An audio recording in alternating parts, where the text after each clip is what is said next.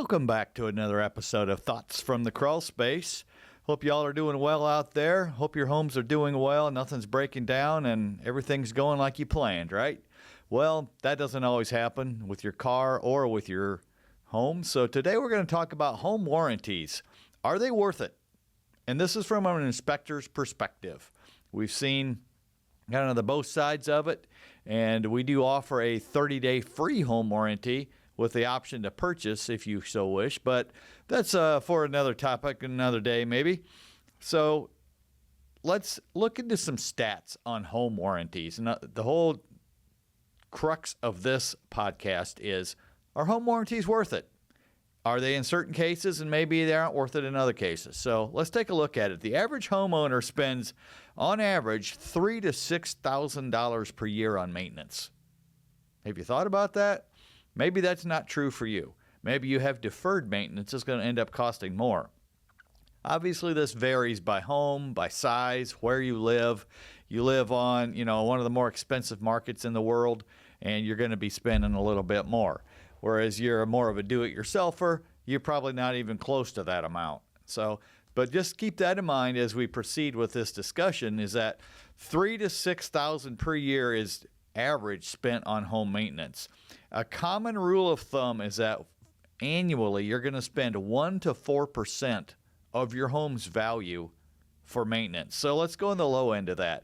If your house is a $100,000 house, which is getting harder and harder to find, roughly you would spend $1,000 a year on maintenance. Now, you could say that if you have a $100,000 house in this market, you're probably going to be spending more on maintenance because it's a little older and maybe has some more things that need to be done. But that's just kind of a baseline for where we can start this discussion. Major system costs are as follows. An HVAC replacement, $5,000 to $12,000, and it could be much more, depending on how big your house is or if you need multiple systems. Roof replacement, this is the big one, right? $8,000 to $20,000, probably more. A quote I got for my roof that I need to do that I keep putting off is $25,000.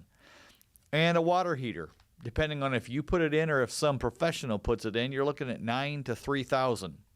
So again, are home warranties worth it?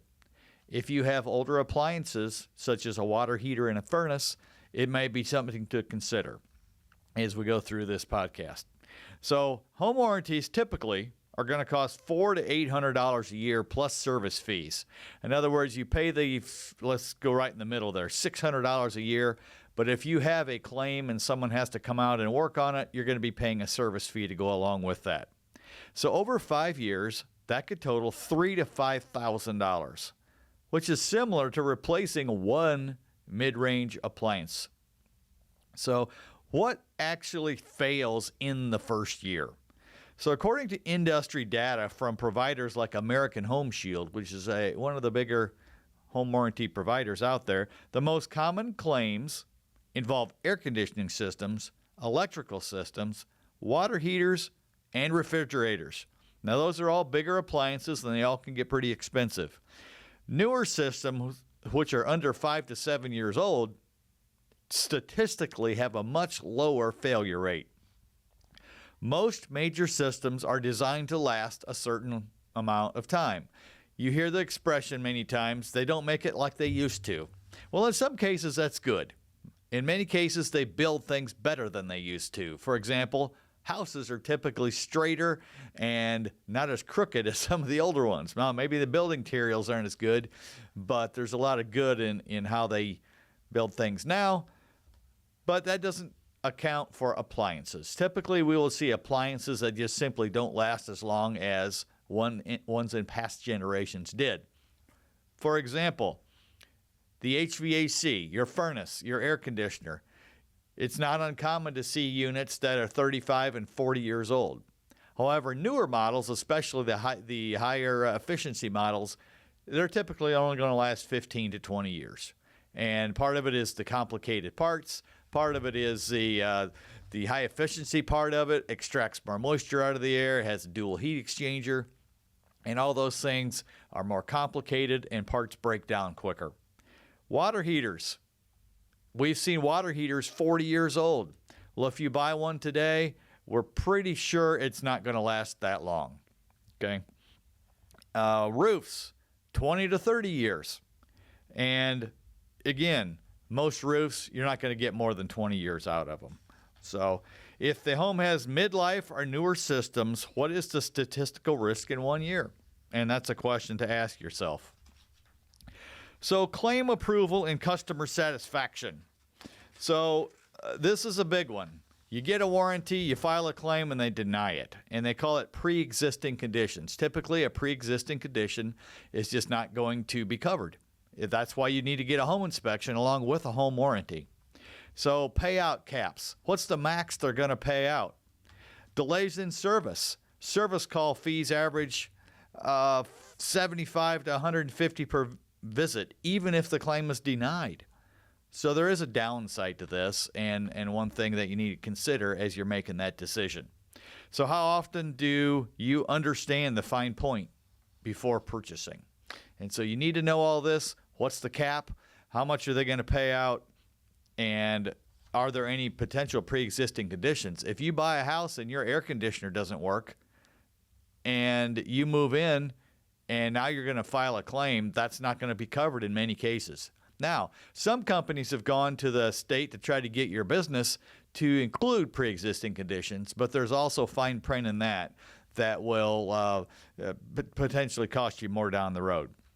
So a home inspection versus a warranty risk reduction. A quality inspection reduces risk before closing. This is what you want. If you're going to get a home warranty, you need to get a home inspection prior to that so that you know what pre-existing conditions you have. Negotiated seller repairs often exceed the cost of warranties premiums. So if you can get them to repair them, you don't even need a warranty possibly. And many structural or installation defects, including improper venting, unsafe wiring, grading issues, are not covered by warranties at all. So you remember, a warranty company is ultimately in the business of making money. And they are going to make money. And they're going to set up their policies so that they make money. So while they purport to help you, and they will in many cases, there's a lot of fine print that you need to be aware of before you jump into this. So, how are home warranties worth it? In many cases, they are. Let's think of a new house. You buy a brand new house, you got brand new appliances, you got a brand new roof, everything's sparkling clean and new. Many cases, a builder himself is going to have a 2-year warranty on that house and maybe the components within. So you need to find out about that.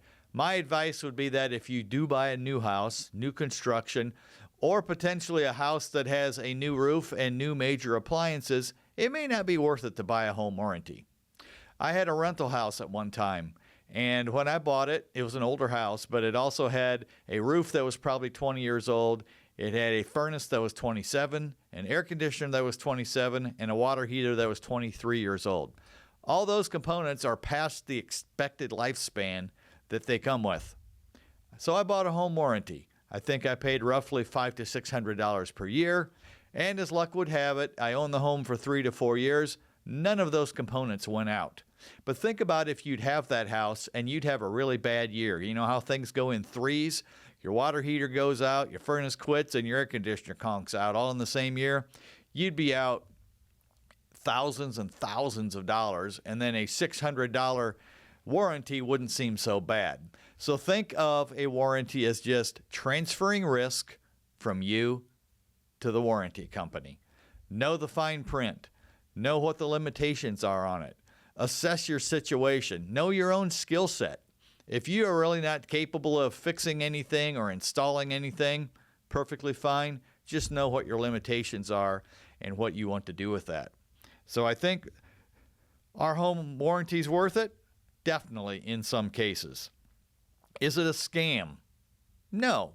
If you read what they wrote and you signed up for it and they follow through with what the contract says, it's not a scam.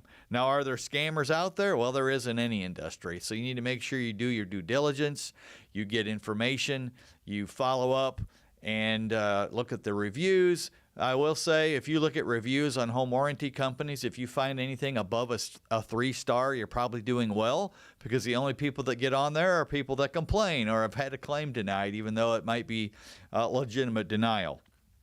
So we've talked about some of the pros and cons. Should you buy it? What does it cover? And that all depends on the package. Sometimes you can buy more warranty coverage for for more coverage.